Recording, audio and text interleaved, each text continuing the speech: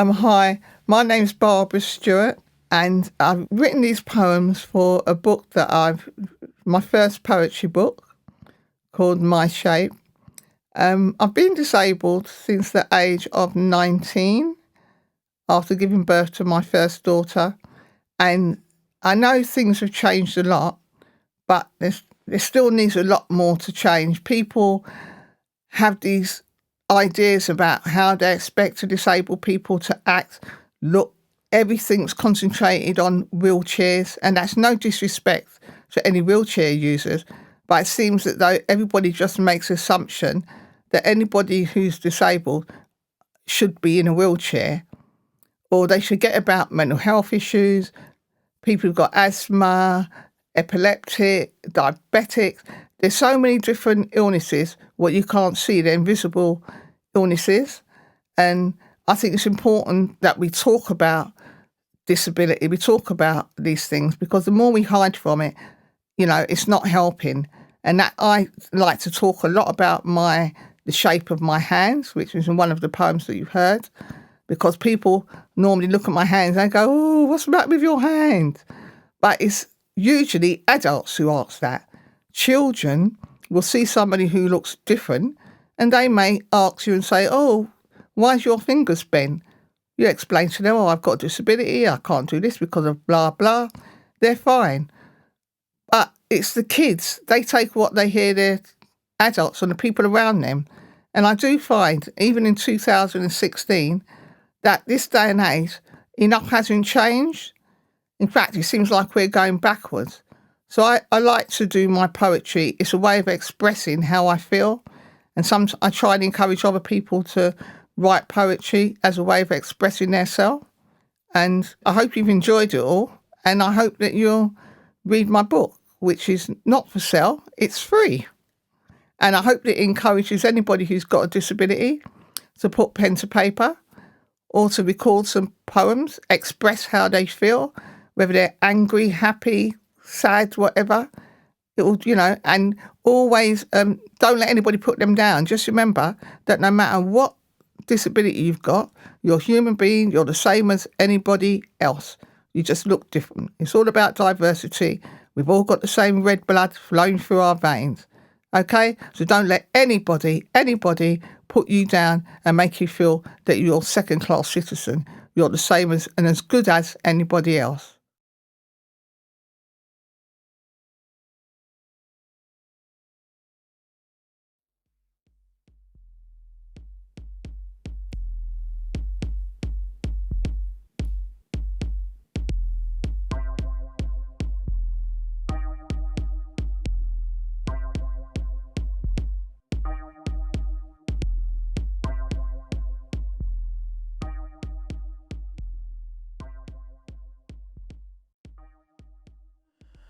At first, it started with a nagging pain, and then it got worse. It was driving me insane. So I went to the doctor, and the doctor, he said, "You need a new hip." I said, "Are you having a laugh? Are you taking a mick? What exactly are you trying to say? That I've had so much nookie that my hip's worn away?" He looked at me and gave me a smile. "Of course not, Miss Stewart. Do you think that I would lie? It's just a part of your condition. We get you to the hospital at the next admission." I was scared to go on the operating table, but my hip, now it's fixed, and I walk a little bit more stable.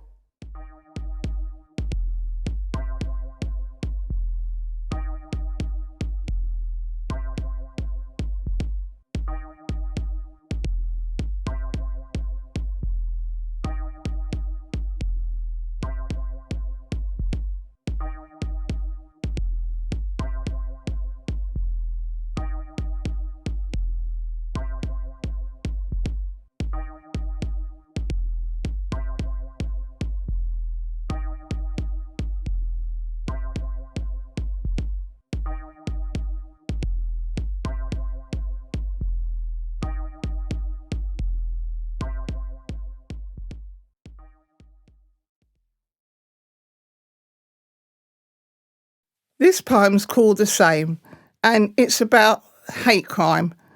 After all, we're all the same. We may look different, different colour, but we've all got red blood running through us. And sadly, there's more and more hate crime going on. But I wrote this poem in 2007. The same. It does not matter if you're white or black or any other colour, as a matter of fact. It does not matter about race or religion. How you live your life, that's your decision. Different gender? So what? That's not an excuse for a person to be shot. Young or old should not make any difference. We all still have brains, so stop your ageism. It is our responsibility to stop the hate and the crimes because someone has a disability. I mean, what happened to good old human nature and humanity? Let's spread the word about hate crimes and change the views on some people's minds, because times have changed. There's support out there. Hate crime sites to relieve your fears. Someone there will listen to you, take all your details and help you through. They will advise you on the best thing to do. So please don't be afraid to report a hate crime. Let go of that burden on your shoulders so you may find peace of mind. This poem's called My Other Half. I mean, I've got arthritis and I tend to talk about him as though he's a person, so I call him Arthur.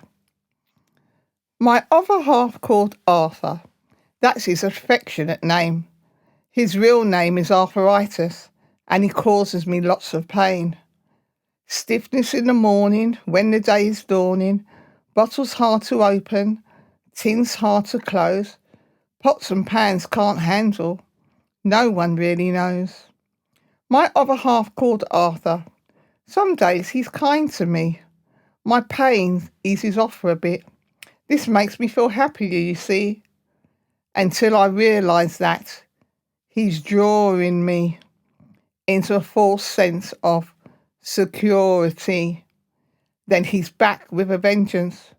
But I'm not having that. So I eat well and exercise. It helps, that's a fact.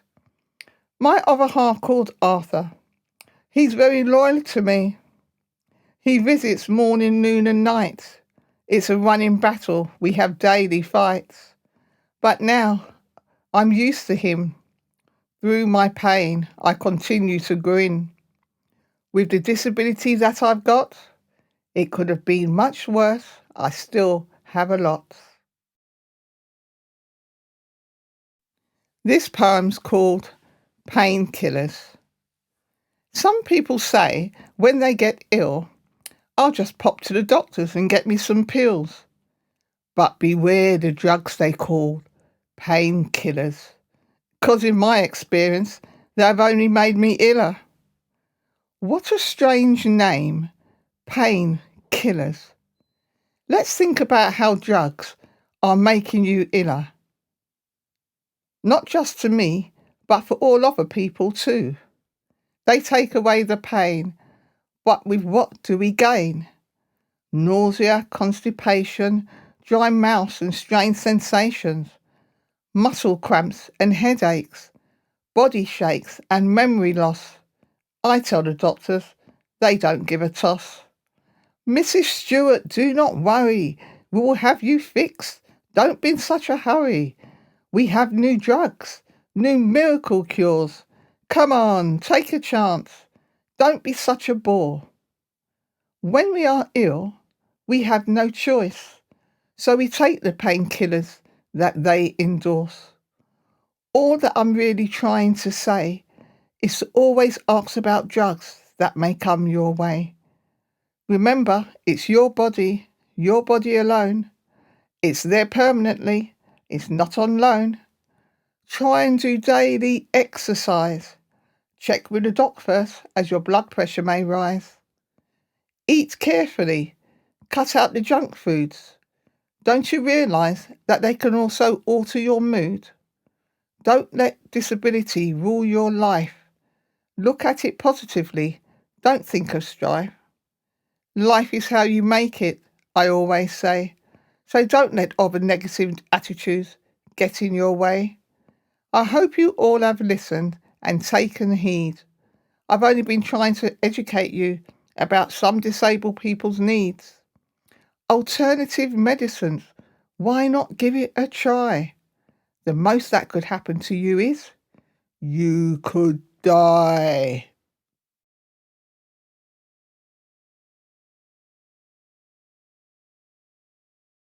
This poem is called Hair Fair, and I wrote this poem because something happened to me, and when I told people, the first thing a lot of women said was, "Oh my God, shame, shame. Did you cry?" Well, I didn't cry. I laughed because I thought it was hilarious, but it was shameful, but it's still funny, and it's called Hair Fair. I woke up that morning feeling extra stiff. It was my mate Arthur, rightest that is. Getting my wig on is never easy. Some may think it's easy peasy, but for me, it's a nightmare to get it on right so people don't stare. That morning, my joints were feeling extra stiff. I was feeling frustrated, angry and mad. I leaned and I bent in all kinds of positions.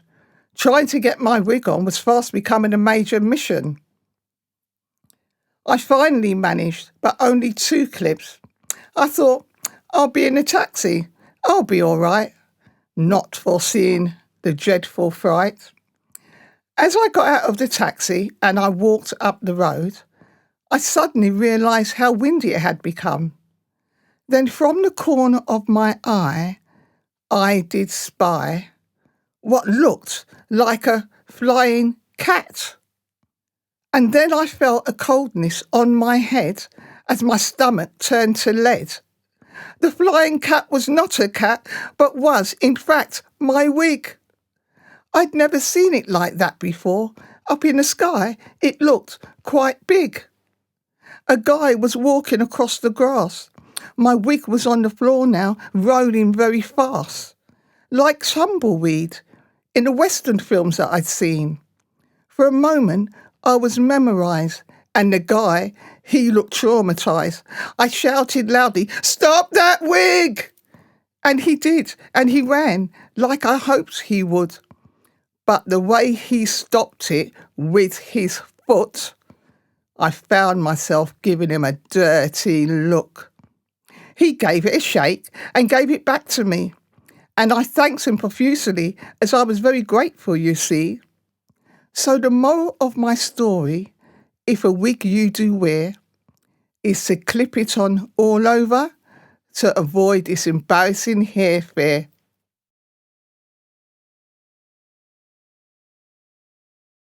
This poem's called Banged Up for 11 and a half months, and it's about when I was in hospital when I was first diagnosed with rheumatoid arthritis. Right. It was the hot summer of 77 that the doctors diagnosed me with RA. I was young. My daughter was 3 months old. It was a major shock, I have to say. 11 and a half months I spent in that hospital bed. They told me that it would just be for 2 weeks.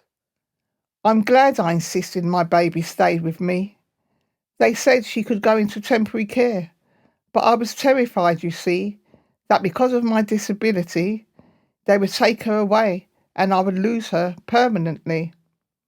Nurses' dedication, lots of medications, injections and daily body inspections, picking up many other infections, consultants' rounds stating what they'd found, doctors talking about you as though you were not there with the medical jargon. Could I understand? They didn't care. Twice I was overdosed on too much medication. After the first time, you kind of get an inclination. Frustrated, bored, stressed and stuck on bed rest. Watching elderly people bent up and limping. When would I start looking like that? That was my thinking. Finally let out for weekends to visit family and friends. Stayed at my mum's overnight. At 1 a.m. we got a noisy fright. Banging loudly on mum's door, to our fright it was the law. I asked what the hell was going on. One policeman said, "It's for you we've come." Is this some kind of sick joke? At this time of the morning, us you woke? Have I committed some type of crime that the hospital sent you for me to find? My mum was quiet and did not have much to say, but I wanted to cuss them in my own way. As mum was there, I showed her respect, even though they were the rudest policemen that I'd ever met. I slammed the door in their face after telling them that it was a damn disgrace. I learnt a lot doing time in my hospital bed. I saw and soaked up lots of things in my head. Some things good and some things very bad. It was a mixed and emotional journey that I had. Everything good or bad that has happened to me has made my life richer and stronger, you see. When we left hospital, after being inside all that time, I was feeling anxious and scared. I did not know what I would find. Such a relief to be out and free. No more dodgy, painful hospital tests being done on me. Now times have changed. They want their hospital beds. You're out after an op before you get a chance to feel your legs. Doctors and nurses working long hours without enough rest. How on earth can they be expected to give us their best? Government cuts on crucial services. Where will it all end?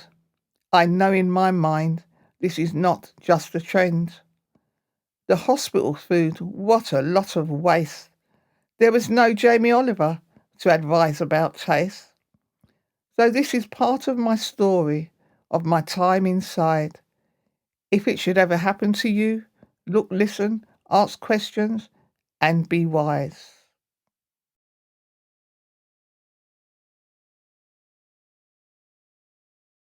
This poem's called Thanks to Dad because my dad brought up 5 kids in the early 70s, which was unheard of as a black man being a single parent and bringing up 5 kids, never mind 4 girls and 1 boy. So it's called Thanks to Dad. Thank you, Dad, for bringing us up to be so strong. In my eyes, you could never do any wrong. You were a single dad of 5, bringing us up all alone. Of course there were times when you had a big moan. You taught us how to cook, soup, chicken and rice and peas, which I passed on to my daughters, which they now cook with ease. Remember our weekly rotas and the chores we had to do, and the way we all used to argue. No one wanted to clean the loos or clean up the dog's poo. All year long in a tin you would save, half-crowns and sixpences in December to us you gave, to buy a present for each other. That's for my 3 sisters and eldest brother. Pam's very first wages that she had waited for ages. Dad sat us all around the kitchen table, and to us all he shared, whilst explaining the importance of sharing to show we really cared. We used to go on outings all along the coast. We'd get up at 5 in the morning to get on the early coach, while the adults were drinking and dancing in the hall. We would rush off to the fair, spending our money on the coconut stalls. Dad used to work at Ford's Motors in Dagenham. On Dad's night shifts, me, Elaine and Pam would sneak out to parties, but not Pam. I hated sports and used to bunk off from school until Dad received a letter and shouted, "Are you taking me for a damn fool?" One day, Roy and Dad were like Clash's clay in a ring. When you're young, it can be a scary thing to see. But what they could not see is that they were alike. That's why that day they nearly got into a fight. As an adult, when I became ill, you treated me just the same and explained to me that I was in no way to blame. Due to you, Dad, I managed my condition so well. No one knew the future.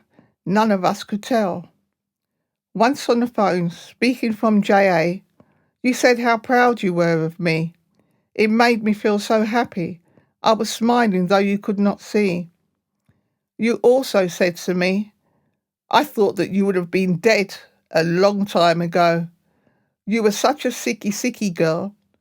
Who could have ever known? You never let your condition get you down, and it's always a pleasure to have you around.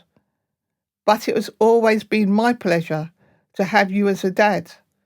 Without you, Dad, who knows what future I could have had.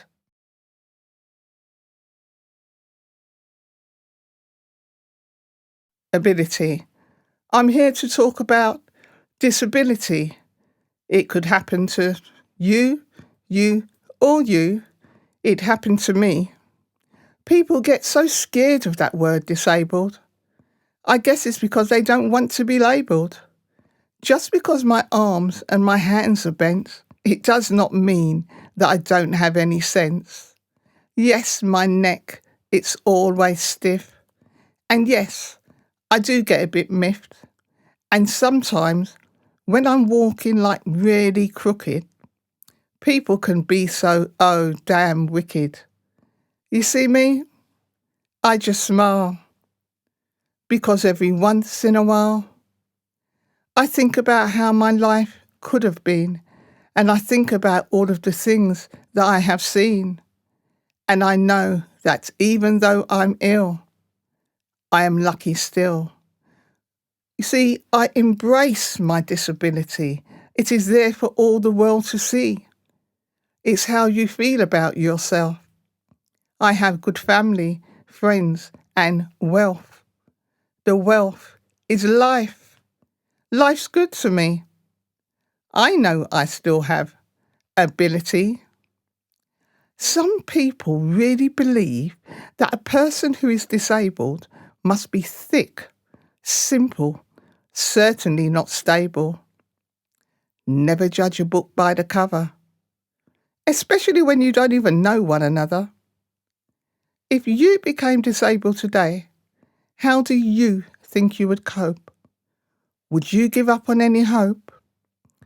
Dare I say it, would you even look for a rope? It's time for us to think about the issues that surround disabled people every day. It's time for us to listen to what disabled people have to say, so that one day in the future we will all be treated the same.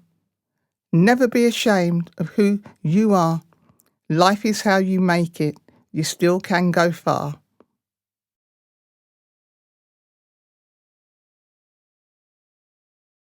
This poem's called My Shape, because we've all got different shape. My hands are a special shape. The shape of my hands are different, you see. I love them, they're mine. Some may not agree. It's great that my shape is different in ways. Some stare and laugh. I'm past caring what people say. There's this word called normal, but what does it really mean? That images like mine should not really be seen, hidden away in a box, behind a key and lock, invisible to the eye. Is that what you would apply? Don't judge me by the shape of my hands. Judge me by the person who you meet, who you find. In medical terms, the shape of my finger is known as a swan's neck. Swans are beautiful. So what the heck? So for anybody out there that has a body that's unique, be proud you won't look the same as everybody that you may meet.